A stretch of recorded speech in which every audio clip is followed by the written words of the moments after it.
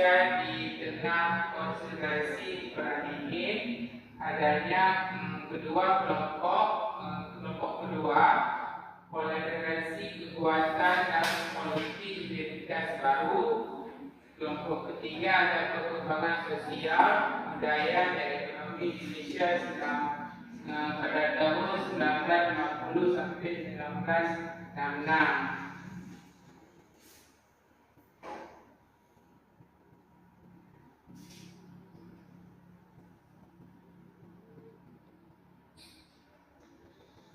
Kita langsung peristiwa yang terjadi pada masa demokrasi liberal.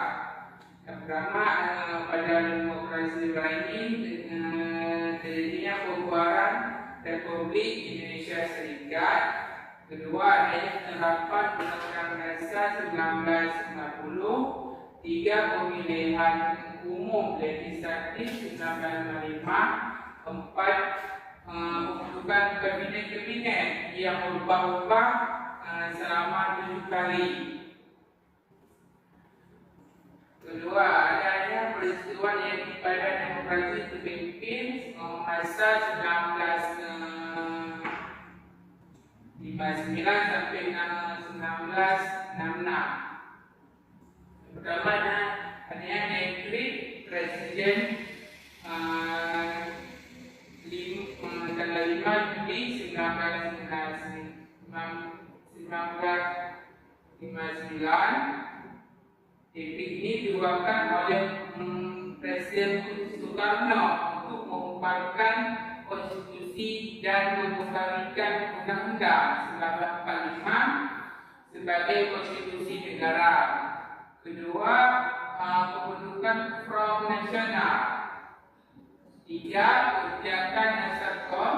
Empat, krisis ekonomi. Lima, pemberontakan di daerah. 6, gerakan 30 September GSPKI. 7, pengambilan kekuatan oleh Soeharto.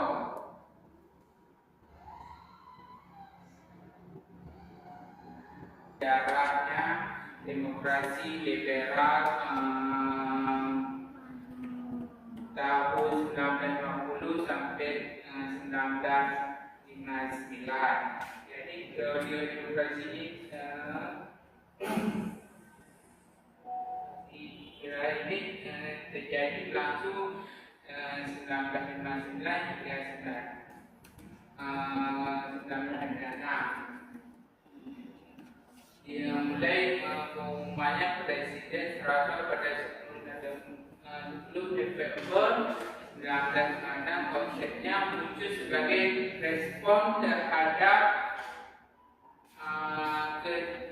ketidakstabilan politik yang ditandai oleh seringnya pergantian kabinet dalam sistem demokrasi yang sebelumnya diterapkan.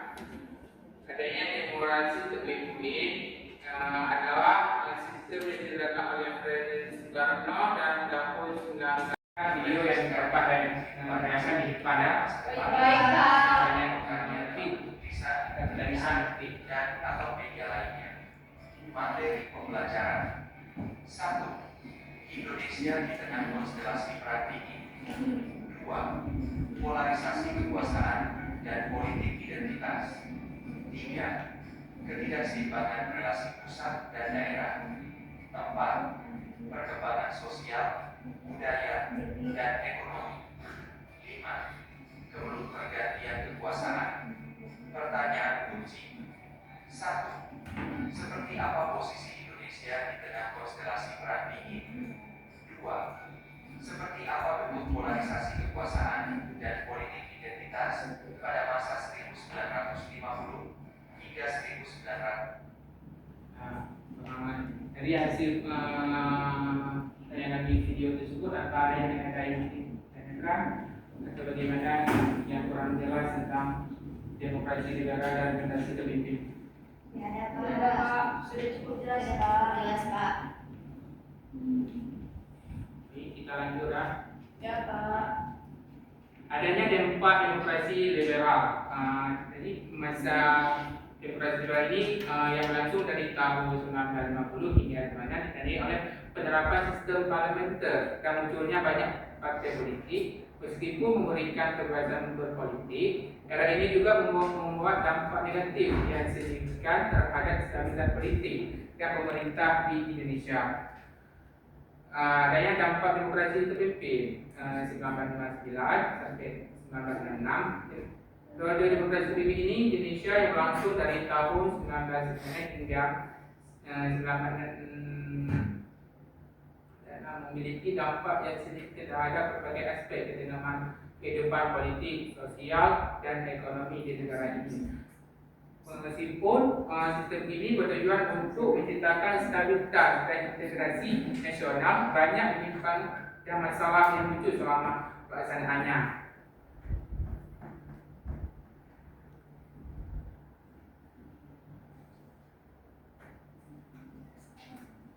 Pak, jadi ngomong Pak.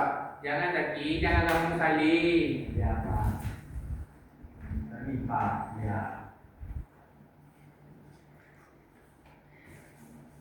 Untuk perwakilan kelompok, mohon diambilkan RKPD-nya dan bahan ajar.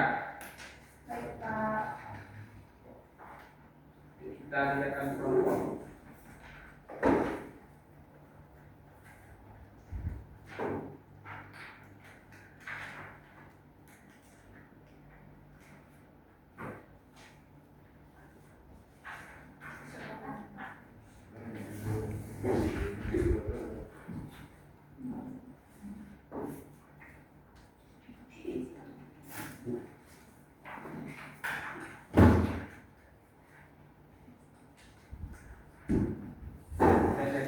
Jadi nanti dalam KPD itu terdapat ada poin yang dicari yang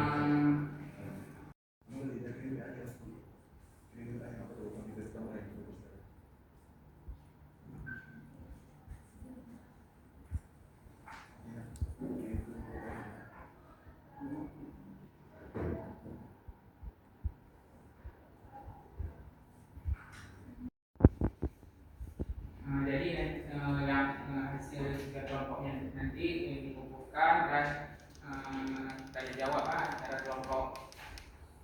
Baik Pak.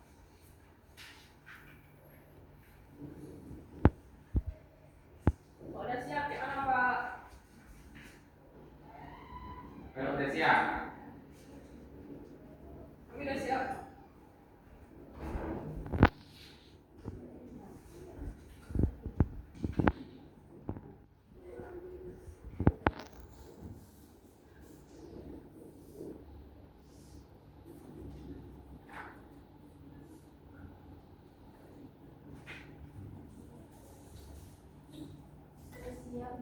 udah siap. Saya dikumpulkan Pak.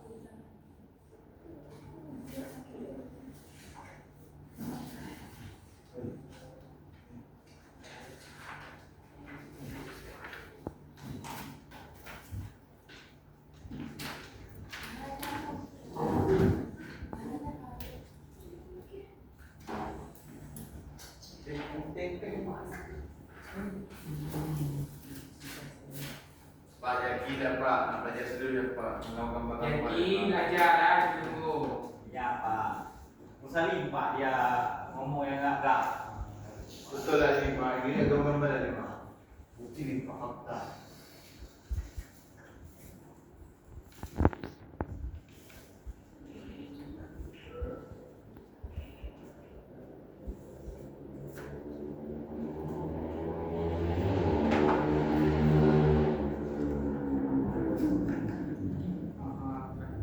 Mohon perwakilan kelompok untuk ambil soal evaluasi perwakilannya. Baik Pak.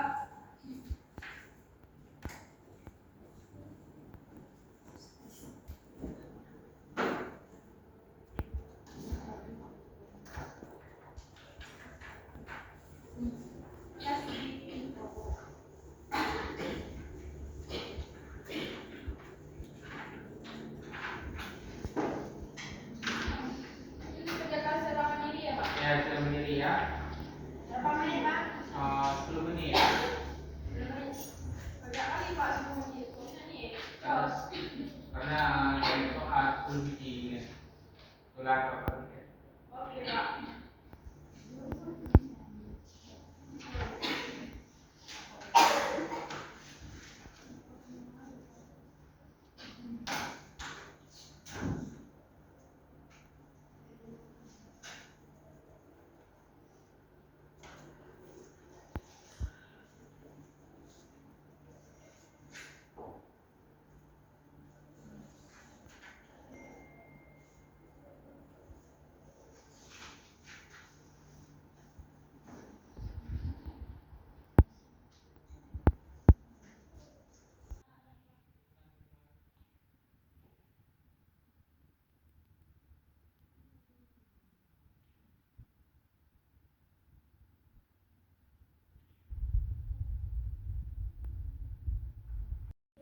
Jam 3 tuh. Berarti sekarang bukan tadi dah absen. Ini sekarang. Ini sekarang.